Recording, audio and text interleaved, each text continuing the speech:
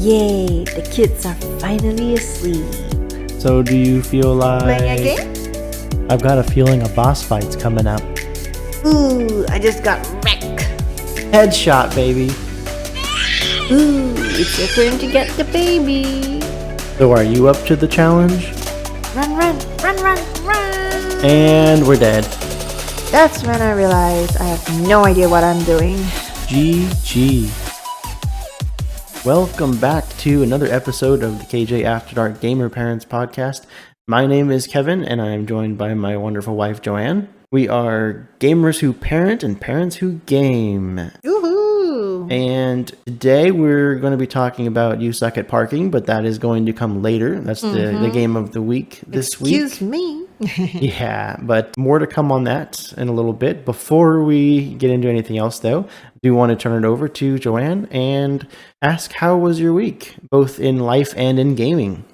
Hello. So my week's been going great, especially since the weather has gotten a little bit cooler now. Amen to that. I think it's been like the high 80s or low 90s Fahrenheit. Yeah, it, surprisingly somehow feels cool. Yeah. Even in the middle of the day, it doesn't feel that bad anymore. Not like how it used to. So fall has officially started last week. At least we're feeling it right now. Yes, we made it through another summer, so I am super happy and excited about that. I despise super hot months, and I love it when it starts to get a little bit cooler. Yep, definitely. So in life, because the weather's cooled down some, the kids and I have been going outdoors at random times of the day to play the mini roller coaster in the backyard. And we'll go for a mini car ride with the kids or play some bubbles. In their little electric car. Yeah, in their little electric car. That thing's fun. And jumping on a trampoline or just playing with the sandbox. So that's a lot of outdoor stuff to be doing right now since the weather's cooled down. And I know the kids are especially excited with that. So yeah, that's life. And I've also managed to sneak in one recipe from the World of Warcraft cookbook this week. I made the Caldore pine nut bread. Yeah. It's definitely a very different kind of bread. I think it's those kind of gourmet bread at a fancy restaurant. They'll serve some warm bring out those bread. Specialty breads. Those specialty breads. Sure, yeah. So this was kind of one of them, especially when it's fresh from the oven. Bread fresh from the oven is the best. It has honey in it. It has Italian herbs. And what else did it have? Oh, pine nut, obviously. So it's really the Darnassus kind of bread. Their signature bread. Is it supposed to be a night elf bread then? Yes, it is a night elf bread. Their signature bread. And it's in a shape of a leaf to honor the world tree. The great world tree of Teldrassil. The one that Sylvanas eventually burned down. We don't have to talk about that. I know, right? That's a pain point. Yeah, but we still honor the Teldrassil tree. So we shape the bread like a leaf. So I was at work, I think, when you did this, but I didn't get to see the whole process. I just got to see the finished product. How did you make it look the way it does? And I guess before you even explain that, there are pictures of this out on our Instagram and a post on Twitter with a picture of this as well. So if you want to see what we're talking about, go check it out too. But go ahead and get into that. Yeah, so it's not an easy process, number one. It did not look easy, so yeah, I can believe that. And the recipe says that I should stretch out the dough to be about 1 inch thick. But actually, I think it would have worked better to be a 1/4 inch thick, so it's not too big. I kind of make it thinner and it worked out better. And I just have to use my hand and a knife to cut through to make the lines and the shape of the leaf. So you cut out the patterns in it? Yep, I did. Yeah. And I just happened to be able to do it because the kids' grandparents took the kids for a couple hours or maybe 3 hours, I think. But yeah, I took opportunity of that time to make this bread. Otherwise, it wouldn't have been easy with them around. Right. Okay. Yeah. How did it taste? You like it? Oh yeah, it definitely reminded me of like breadsticks, but with almost like a homemade style to them. I don't think I've really had like I'm not thinking of like breadsticks you'd get like with pizza or something or wings. I don't think I've had like breadsticks in that kind of breadsticks like homemade. So it definitely had like that fluffier, doughier kind of breadstick taste to it. And what I did is I just put a little bit of Parmesan cheese on top, and man, it was oh so good. Yeah, it was, huh? I'm I glad would, you I would like think it. it'd be pretty good with like some like marinara sauce or something Oh like yeah, that. I would Like, imagine. ooh, Yeah, I like might have to try that. We still have some more of the bread left, so I might have to do it that way. yeah, good idea. Or I could make spaghetti and then we could have the bread as a appetizer. Yeah, exactly. That'd be good that way too. And I would say this is probably up there as far as the World of Warcraft recipes that you've made. This Yeah. is at least top 5. Aw, thank you. So that was one of the things I did. And then today we went as a family. Kevin took a day off and went as a family to Candytopia, which is basically like Candy Town or Candyland to me or to the kids even. Definitely got our inner child excited. So many colors, so much. Yeah, it was almost like a modern real life Willy Wonka and the Chocolate Factory. Yeah, so much candy and attraction. Yeah, I mean like everything's super bright and colorful, and there's like so many things are like made out of candy, and they have like buckets of candy like in every single room, like Every literally like single big room. huge buckets. You can just like grab candy. Treasure chest, actually, not really buckets, like a treasure shape of a treasure chest. Yeah, I guess so. And they were pretty big, so they had like tons of candy. Yeah, a lot of really cool stuff. They had like a marshmallow pit at one point where it looked like marshmallows, but they were actually like made out of like rubber or something Foam? or foam. Yeah. Yeah, so we jumped in there, and probably a good thing it wasn't made out of real marshmallow, but at the same time I was let down a little bit because I was like, oh, marshmallow pit.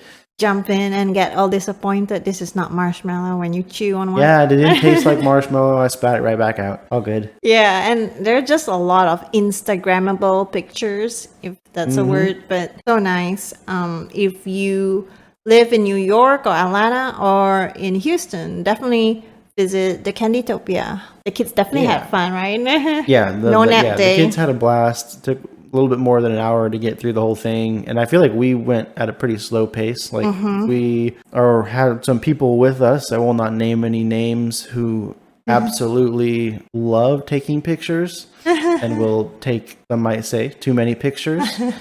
So Guilty as charged. yeah, I'm talking about Joanne. I'll just go ahead and say that. So we take a lot more pictures probably than most people. It slowed us down a little bit, but we still had a lot of fun, and we ended up getting at least 300 pictures today. No, 500. Oh, 500! Wow.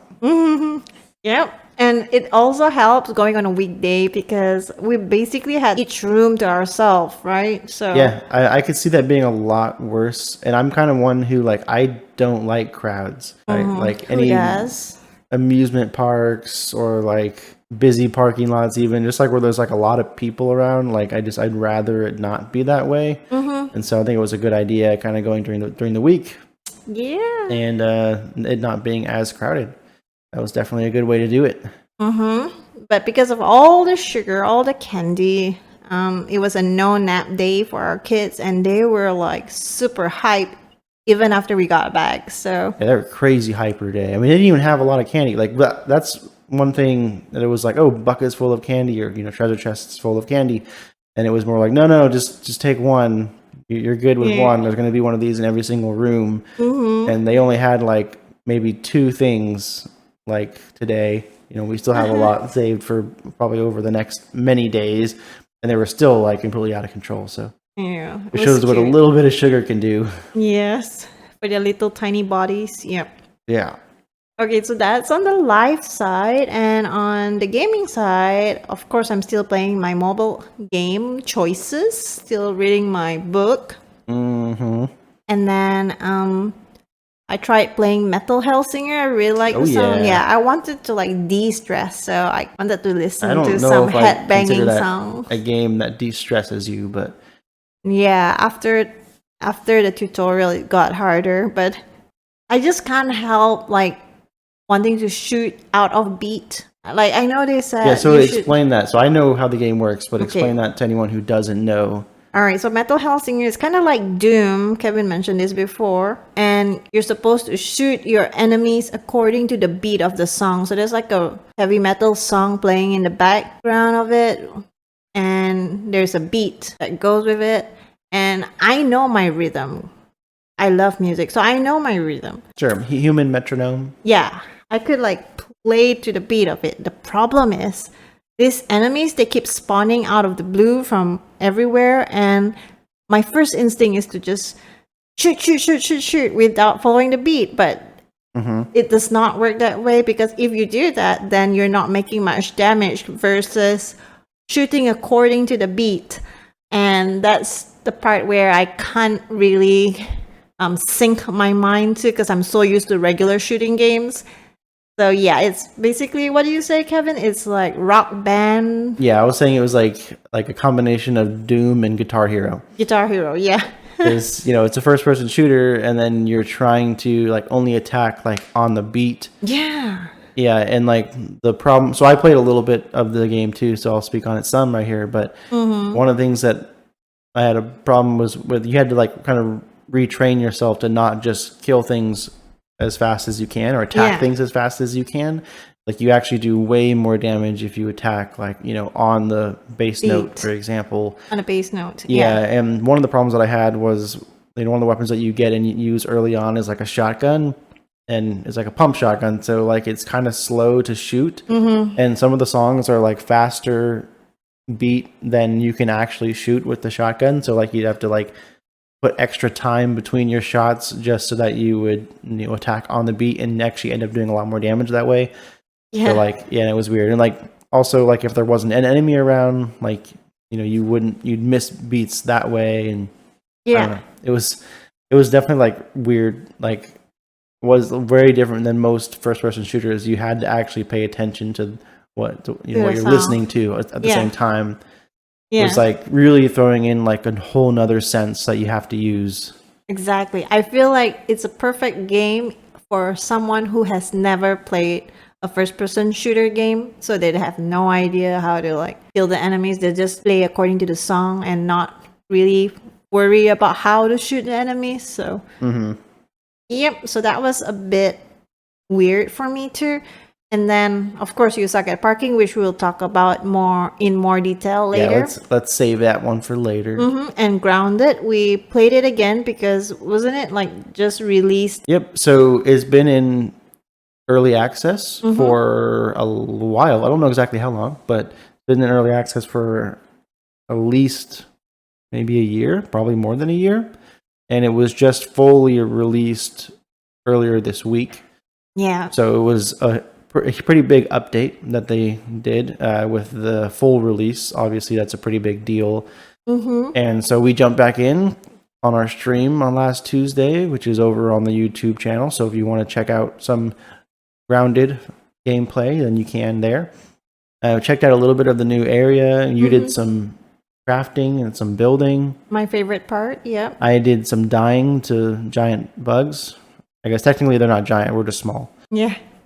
I don't build things nearly as well as Joanne. Yeah, like he would have like... I'm like bare minimums, you had a lot of stuff though. Well, it was like one of everything that you need to like build, but then it was like, all right, just this one simple wall, like no roof, no windows, like hardly any lights. And the bed was like in the front of the door. The moment you go in the door, there's the bed. And I want to go inside, and if I want to go to sleep right away, or like if I want to leave as soon as I wake up, then This is why a man needs a wife to rearrange his house. Yeah.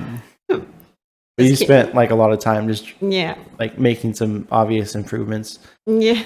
But yeah, that was my week in life and gaming. How about you? Yeah, so for me, a lot of overlap in there, obviously, with the Candytopia and some of the gaming stuff. And my bread? Yeah, and the bread. Yes. And then on the life side for me, so I work in the oil industry and kind of on supply chain and logistics, heavy into that.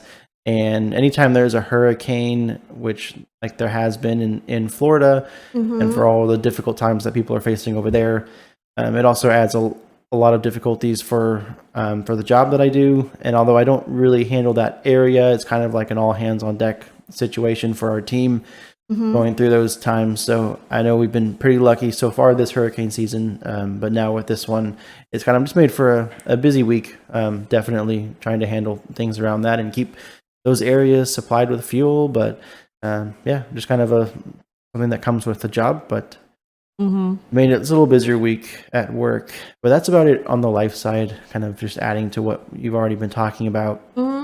In gaming, however, a little bit of Metal Hellsinger. Another thing I'd add about that game is that it seems like you go through like different levels, which look very different. Some of the enemies are different. Yeah, different level, different devils. Yeah, there you go. Yeah, nice rhyme. And each level, you like, well, at least so far, each level I've unlocked like a new weapon, which is cool because maybe each level only takes 30 minutes to play through, maybe less.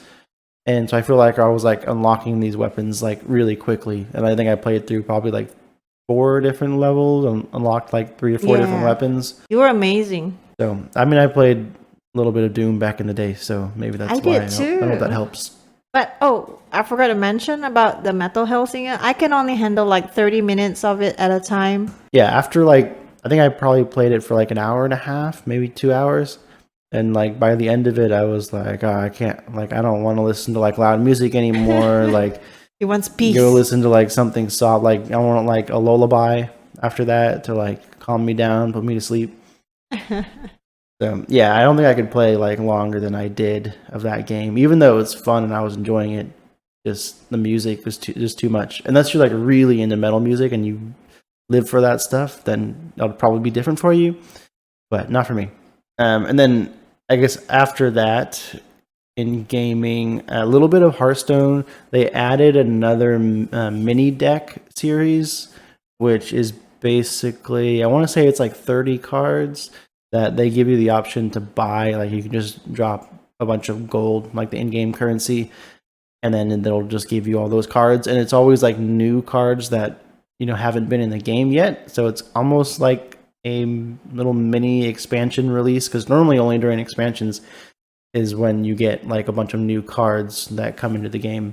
But then they do these mini sets kind of within the expansions. That's kind of like just a little shot of new cards. And this is the one with the jailer? Yeah, so they added the jailer card, who's kind of the main bad guy in the current retail World of Warcraft expansion, Shadowlands. He's a legendary. Yeah, so he's a pretty good card too. So I got that one and a few other legendaries. But it's always cool getting new cards and new legendary cards that you can build more decks around. That's kind of my favorite part of the game. So that's kind of spruced things up a little bit in Hearthstone. Although I'm not like back super into it again or anything like that, but still playing some.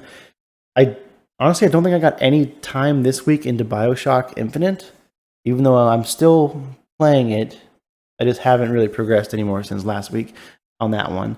I did try a little bit of Spiderheck, which was a game that we mentioned had come out last week's episode. It's new on Game Pass, came out September 22nd.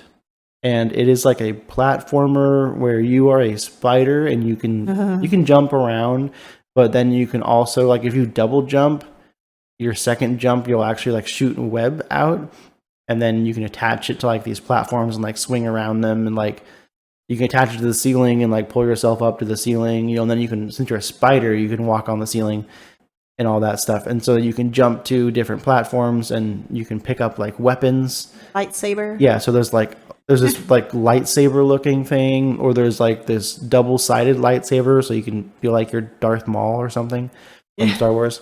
And you know, there's like a, I don't know, I guess like a lance type lightsaber thing. Those like all look really cool. And then there's like all kinds of different like guns and shotguns and rocket launchers, and not too many weapons, but there's enough where like I can have some fun with it. Especially like the lightsaber ones are pretty cool. One interesting thing about those is every time you use it, like it gets smaller. So like you can't just use it over and over again. Like it'll eventually turn, basically the lightsaber will turn into like a dagger, basically, and then at that point you're like, I'll switch it for something better. That's a candle. Yeah, yeah. I guess it's kind of basically like a candle, like, right? Like the more you use it, the smaller it'll get. Yeah. But that one's fun. I only played that game for a couple hours this week. I'd like to play it some more. Yeah, I'd like to check that out too. But that's it for me on the gaming side. Cool. Joanne, what do you got for us for Game Pass games? All right, new games on Game Pass this week is Grounded, the full version, on console, PC, and cloud. Yes, I had been waiting for that one forever, so I'm glad it's out. And Moonscars on console, PC, and cloud. The Spots game on console and PC. Let's Build a Zoo on console, PC, and cloud. Valheim on PC, and Paw Patrol Grand Prix on console, PC, and cloud. Dylan would like that one. I know. I was looking at that and I was gonna check it out. Yeah, we should check it out, like, just to see. I'm curious of like how it's different, right? If it feels like it'd be good for a kid his age. I know. All right, and what about you? What's new on game releases itself? All right, new game releases. We got a lot of them this last long week. List. Starting with one of my favorites, Grounded on Xbox Series X and S, Xbox One, and PC. That's the full version of the game. We have Hokko Life on Hokko, Hokko Life on PlayStation 4, Xbox One, Switch, and PC. We have Life is Strange Remastered Collection on Switch. I don't know what the Remastered Collection is because that's not True Colors. Yeah, no, it's all I'm not exactly sure what that is, but I know that you do like Life is Strange. Then we have The Fridge is Red on PC, which I looked up, and that is a horror game. So I will do a hard pass on that one. What? I'll watch you play it. That's as much as I'll do. The Legend of Heroes Trails from Zero on PlayStation 4, Switch, and PC. We have Tunic, which is now coming to PlayStation 5, PlayStation 4, and Switch. Deathverse, Let It Die on PS5 and PS4. Brewmaster on PC. That is a brewing simulator, which is interesting. We have Dorfromantic. That's all one word. Yeah. Dorfromantic on Switch. Never heard of that one. We have Dropsy on Switch. Let's Build a Zoo on all consoles, which was also a day one release to Game Pass. We have Moonbreaker on PC. Pathfinder, Wrath of the Righteous, Xbox Series X and S, PS4, Xbox One, and Switch. Hycross S8 on Switch. Railgrade on Switch and PC. Valkyrie Elysium on PS4 and PS5. FIFA 23 will excite some people on PS5, Xbox Series X and S, PS4, Xbox One, and PC. And My Little Pony, a Maritime Bay adventure on PS5. And last but not least, Witchy Life Story on PC. That is it. Just a few new games that came out this last week. It's probably the most I've seen in a span of 1 week since we started the podcast. But I can't complain about a lot of new games. This is awesome. So yeah. Now that we're through that, shall we turn it over to the game of the week? You suck at parking. Yes. I just want to say it, but I love the name of the game that they chose for this one, being "You Suck at Parking." Like how, like you haven't even started playing the game yet, and like they're already calling you out about how bad you are at it. Yeah, right. It's kind of like one of those games that they're trying to get you. Yeah. So just to explain, I guess, about the game, there's what seems to be like two different modes that you're presented with from the main screen. There's a campaign and there is, online multiplayer.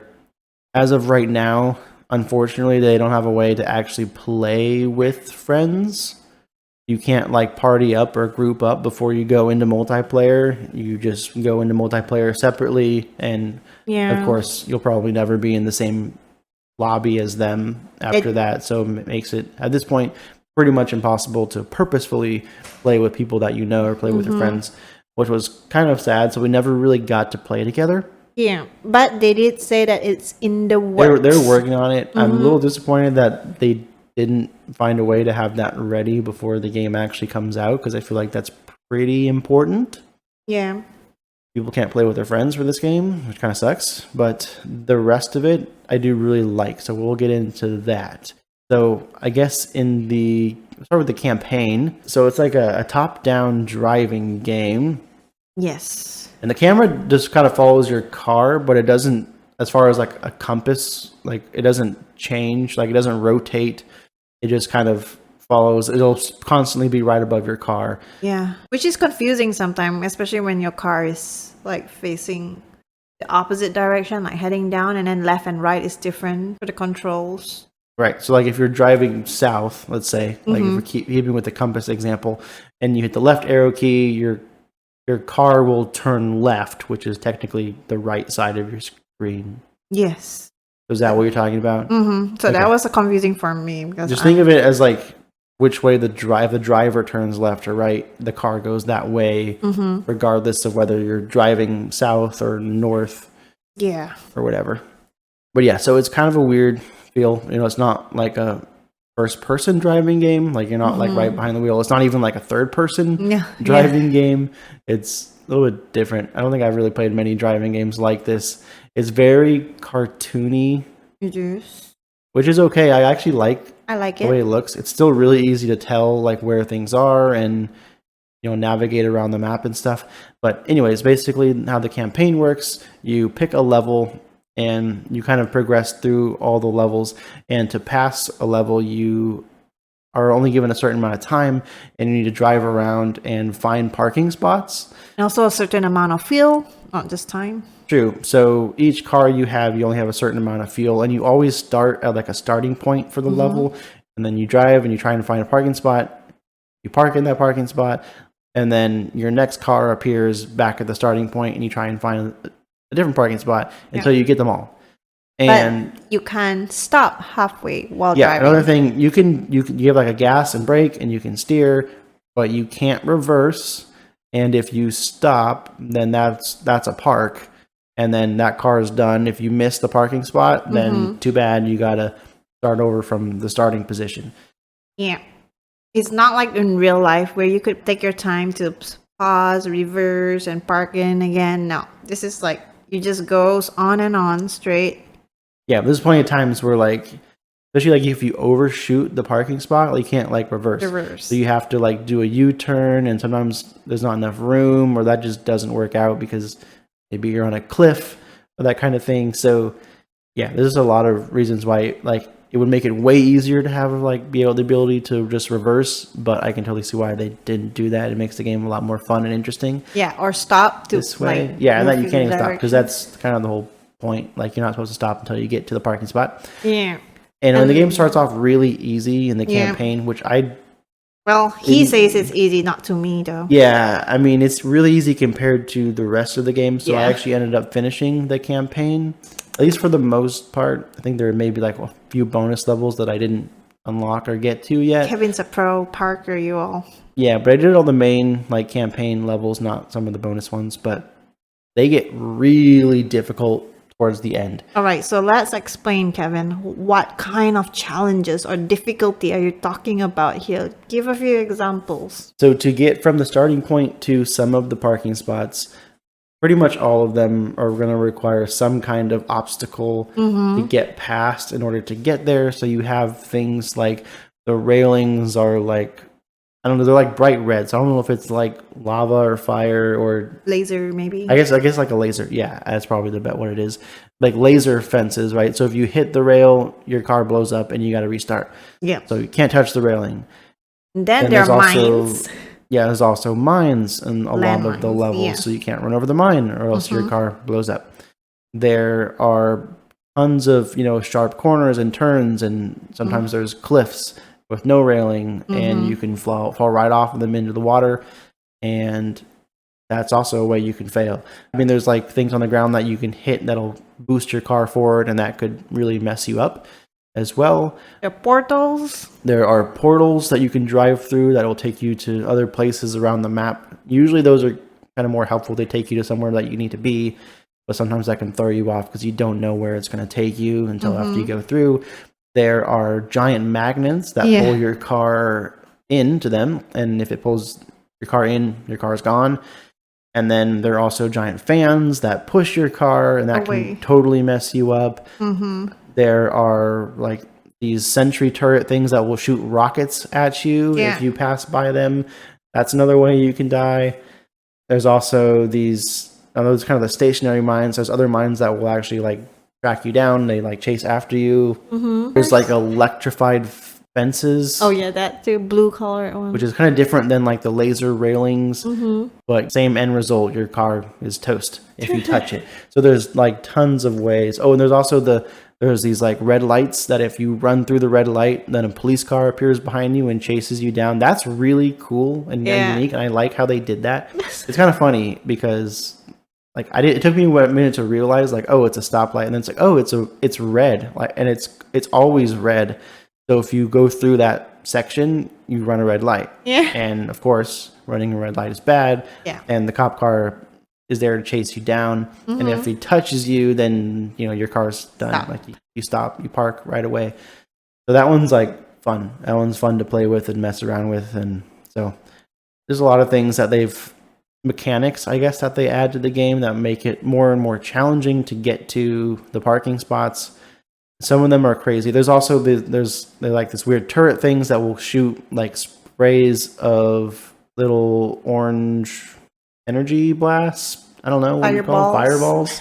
I don't know what they are supposed to be exactly, but you kind of have to like weave in between the different patterns of fireballs or whatever to not get hit by them. Like that looks really cool, but also extremely challenging. And the levels just seem to get like harder and harder as I went along. Yeah, don't forget the icy road too. Oh yeah, and you get like the whole second like island or whatever is like all icy, and so you can't stop as quickly, you can't turn as well, like your car is like sliding around a little bit more than normal.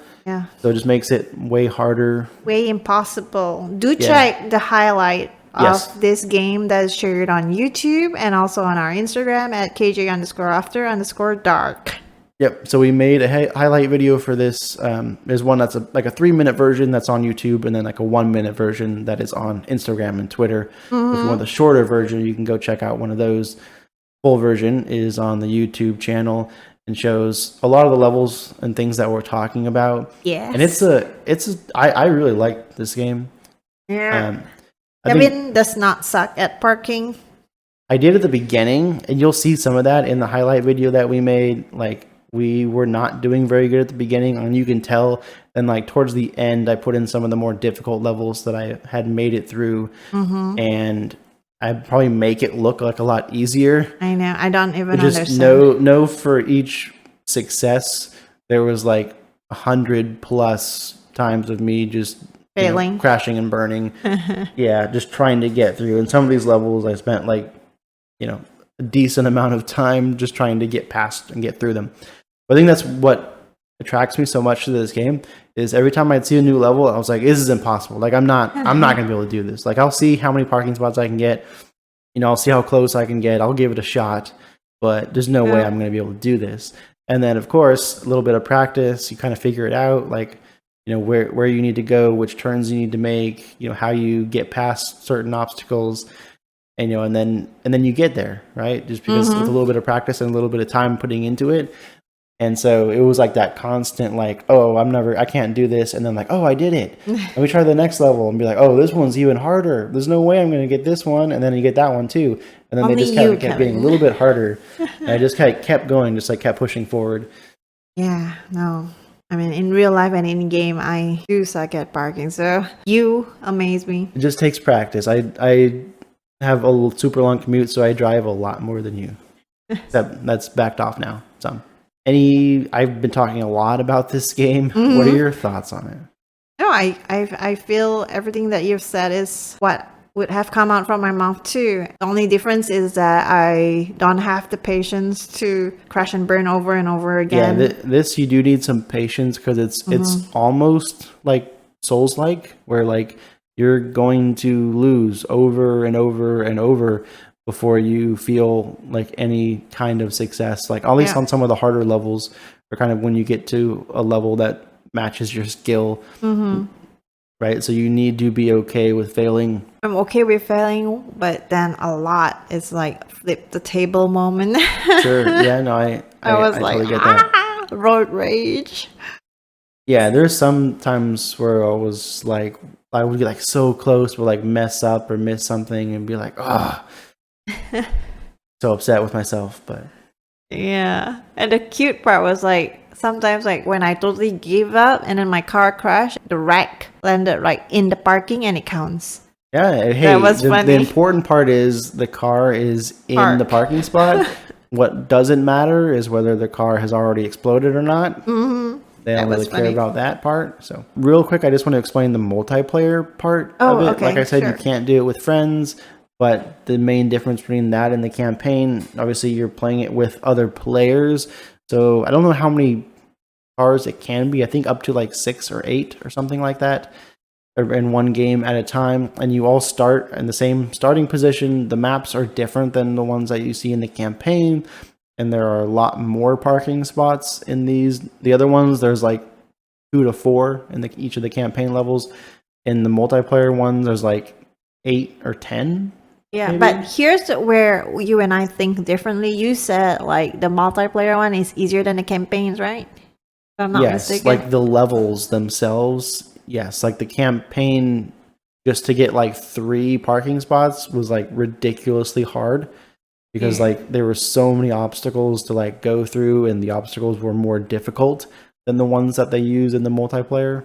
Yeah, but I have the opposite opinion about that because I can't focus when it's just my car alone in the map, and it's just harder to focus when there are like outside other players, knocking into my car to Sure, add on to that. it's a lot more chaotic. Yes, it is. I would add in the multiplayer one, just because you could run into other people's cars, and it's harder. There's other outside forces that can mess you up. Yes, and I because of that. actually thought I was controlling a different car.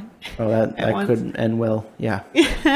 So the way the multiplayer works, for each parking spot you get a point, and then whoever gets the most points by the end of the round wins, or the first person to get all of the parking spots, which usually that's what most likely happens. At least 1, 2, 3 people get all of the parking spots, and then it just kind of comes down to who got them all first, as far as how you place, I guess. And you go through a few rounds with the same people, and then whoever had the most points at the end wins. And they have a leveling system and battle pass. You unlock pretty much just customizable stuff right now. But yeah, that's pretty much it about the game. There's not a lot to it. It's pretty simple to play. It's, for me, a lot of fun. One thing I'd also add on the campaign side of things, every time you do a level, it keeps track of what your time was, and it adds that as like your best score for that track, and it'll show you where you are on the global leaderboards for every single track. And there's a lot of tracks, and it's kind of fun to see some of the ones that you like, maybe your favorites, and try and see how fast you can do them. And so I found a few of the ones that I liked, and kind of just try to see how quickly I could get through it. I ended up getting rank 14 on one of the tracks, which was kind of exciting considering that's everybody that's playing the game globally. And I know this was just on one of the tracks. Most of the tracks I was like, I'd place 3,000, and then I would just move on. Like I wouldn't bother going back and trying to do anything better. But this one, like, I really focused on like trying to do it as good as I can, and I ended up like placing like pretty decent. And every like millisecond counts too. Oh yeah, I mean, I was like maybe only like 3 seconds behind like the top time, and just like that 3 seconds is like puts you from 1 to 14. Yeah, interesting. Yeah, Great but job, if Kevin. you like the competitive side of it, like every time you do a track, it shows you the rankings and where you are on the leaderboard and stuff. So like it seems like you can really focus on that part of it too, which I had fun just doing some of that. So. And you only get on the ranking or the leaderboard thing if you get all the parking spots. Of course. Yeah. Yeah, that's what matters. Okay. Rankings. Ratings. Let's find. Yeah, let's find. Yeah, sorry, ratings. I'm thinking rankings on my mind. Being number 14 in the world on I forget the name of the track. All right, ratings. First category, convenience. What did you think of this game? It's possible, right? I didn't pause it halfway Yes. through. Well, the campaign is possible. Multiplayer, for obvious reasons, Yeah. is not possible. All right. The convenience level is pretty high if you're doing campaign, which I would recommend for parents. Sure. So I'm giving it a 8 out of 10 only because I didn't give fully because you can really pause in the multiplayer, like you said. Sure. That makes sense. I gave it a 9 on convenience because the campaign is super convenient. You just hit escape and it pauses. Yeah. And even then, each level, like at the most, is like 2 minutes. Yeah. So you could always do stuff in between, like if you don't like pausing in the middle of, turning a corner or something like that might mess you up. I kind of get that. But they're very like kind of short bursts of play. And it's really easy to just restart one. It's super fast. Yeah. The only reason I'm not giving it a 10 is because on the multiplayer side of things, you can't really pause that. It doesn't feel that detrimental though. Like if you just go idle for a little bit and maybe you don't, score that well that round, but you can always kind of come back, or you could even just leave and then join a different round, and it's not really that bad. It doesn't seem like you're really losing out on anything. There's like no rankings in the multiplayer that that you're losing points on or anything like that if you lose because you had to step away. So I think it's very convenient. Gave it a 9. How about on communication? I don't really think you need to communicate right now. And I don't know how it would be when friends could play against one another. That might make it more interesting. Then, if we're playing multiplayer at the same time, we would be on different teams. Unless they add some kind of mode that lets you play like on the same team as each other, right? Like maybe we're on a team and like, oh, you go to this parking spot, I'll go to this one, and we'll, divide and conquer. Like, or maybe you just play against one another. Even then would be fun to like, oh no, you got my spot. Yeah, the trash talk. Yeah. Like, try and like drive the other person off the road. Yeah. Or whatsoever. That would be fun. So I look forward to that. But as of now, communication's pretty low apart from just venting your frustrations or flipping your keyboard. Sure. So I would give it a 2 right now. 2. Okay. I kind of fall in the same boat. I agree with everything that you said. I think at this point it's kind of more just like, either talking about something you messed up on, or like maybe you finally beat a level or got through something, but like there's not really any communication that's happening like during the game. Yeah. You get bragging rights. You can't even play in the same game. So like you can't even be like, hey, did you see that? And be like, no, we're in different games. So I put it as a communication score of 3. Okay. So kind of right there with you. Give it 2 to 3. Next category is story. I kind of feel where you're going to go with this one. No, story is low to me. I don't know unless you have a different definition of story. Like, oh, it's an icy island now. This new story. Yeah. You're not going there, right? Don't okay, worry about good. That. Thank no goodness. curveballs from me on this one. So now, story is pretty low, and that's okay. Some games are meant that way. So I'm giving it a 1 on story. 1. All right, I'm right there with you. I'm also giving it a 1 on story because there's literally no story. They put you in a car and you're driving it. Like there's not even like a character. Like you don't see like your character get in the car, or there's no like backstory, or there's no reason why you're trying to put these cars in the parking spots other than that's just where they belong. The story is the title. You suck at parking. Yeah, there's there's 0 story in this game, which is okay. Yeah, it's fun. It's not why we're playing it. Yeah. So, that category didn't really apply very well, anyways. Next one is repeatability. What do you have? Oh, I think that would be pretty high because if you want to just beat your time or get to ranking number 1, Kevin, globally. Number 1 in the world. Here I come. But it's not a forever game. It's not like an eternal flame. But you never know when they add like friends can play with one another. So I'm giving it like a 6, like with hope. A 6. Okay. with hope. All right. On repeatability, I gave it a 9 because I was really drawn into like, all right, let me see if I can just shave a couple of milliseconds off my time on like this level, and see how far up I could climb in the rankings. And you kind of get to a point where you master a level like so well, where like you're turning the corners like so tight, trying to save any possible time that you can.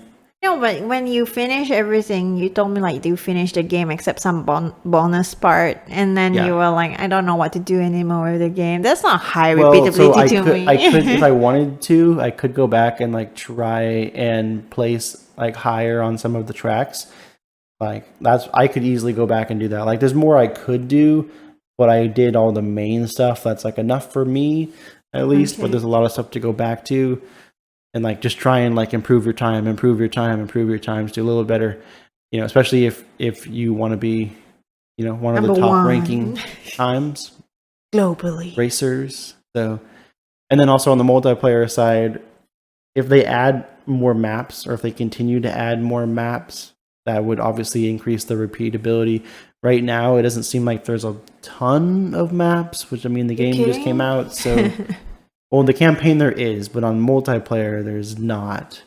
So hopefully now they add a handful of new maps. They'll kind of spice things up a little bit, make multiplayer a little bit more fun. Hopefully they do that along with adding the ability to play with friends. That would also make it more repeatable, because that's making it more fun. You could always play with new and different friends, and more people you could play with and stuff. And then the story would always be different because sure. I wouldn't go there. Don't go there. But yeah, that's it on repeatability. I think it's pretty good.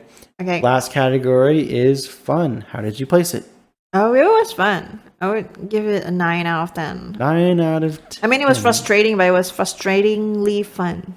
Oh, okay. I also gave it a 9 for fun. I didn't give it a 9 for fun, but I gave it a 9 for fun. I had a lot of fun with the game. Again, I liked its simplicity. So simple. Yeah, I mean, you just drive around and try and stop your car in the parking spot, and like that was it. It seemed, even though it's like extremely competitive, it's also kind of just seemed like a chill game. Like there wasn't, you literally just use like 4 keys on your keyboard. Okay. You play on PC, and like that's it. Like you steer, gas, and brake, and like that's kind of all there is to it. So I kind of enjoy the simplicity of it. Now I have a question before you total it up. I have a question. You said it's a racer. Like you mentioned racer. Do you think like this game is considered a racing game?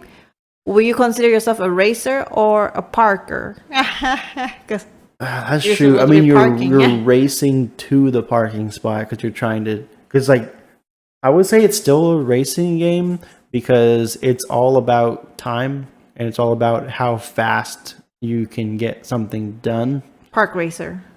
No, I'm kidding. Yeah, I mean, it's not your normal racing game. You're not like trying to cross a finish line before somebody else. You're trying to get your car to this parking spot or a series of parking spots before somebody else. Race to the parking spot. Gotcha. All right, so total for us. All right, totals. My total came out to be a 31, which is not bad. Not bad at all. I think anything above 30 is pretty decent in my book. You came out to be a 26.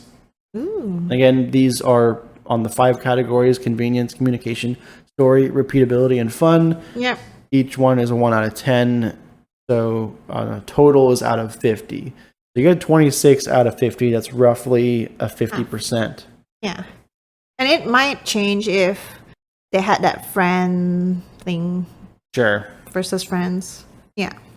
Yeah. And one other thing I didn't really talk about, but I'm just thinking of here now. In the campaign, it's kind of like this open world feeling where you drive around and like you see the station where you can then play a few, levels. It reminds me of Overcooked, actually. Kind of. Yes, I can see that. But Overcooked was way better at guiding you. Like, okay, this is where you're supposed to go next. Oh, yeah. And then in this one, it's just like, oh, go ahead and drive around and find something. And then Like I kind of got to the point where like I think I found everything, but like I don't know for sure. But, like I'm pretty sure I did all of the levels, but like there's no way for me to tell. Like that, I didn't like that because I like knowing my progress and like where I'm at in the game, and there was like zero clues to me like if I had finished it or not. So Were there any maps? No, there's like no map or like no signs to like guide you. Like, this is the path you take to like get from the beginning to the end. Yeah. It was like I keep telling people, I beat the game. I think like I'm pretty sure I did. I think I beat everything. I didn't find it. I did a pretty good job of like driving around trying to find something else that I missed. I couldn't find anything. Yeah, I don't know. Maybe I'll have to look it up and see if there's any levels I missed or something. But anyways, that's about all I can think of doing at this point. But that wraps up our review and ratings for You Suck at Parking. He just wants to say it to me and I want to say it to him. Yeah, it was cool. We said it at the same time. That was totally unplanned too. We should do that more often. Yeah. I liked it. Well, yeah, so that wraps up this week's episode. Thanks for anyone who's watching. If you want to check us out, you can on the YouTube channel, KJ After Dark Gamer Parents Podcast. You could also find us over on Instagram at KJ_after_dark. Or over at Twitter at twitter.com/KJAfterDark. Best way to keep up with us and hang out and talk with us is through the Discord channel, which the link will be in the show notes for the episode or on the YouTube video description if you're listening to us over there. Yeah. Highly encourage you to hop in, say hi, come hang out with us for a little bit, chat about life and games. Or parenting. Or, even parenting. There you go. We appreciate it if you give us a like, follow, subscribe, whatever it is, wherever it is. That would be awesome. Again, thanks to anyone who's listening. Thank you. And we will catch you in the next one. Bye.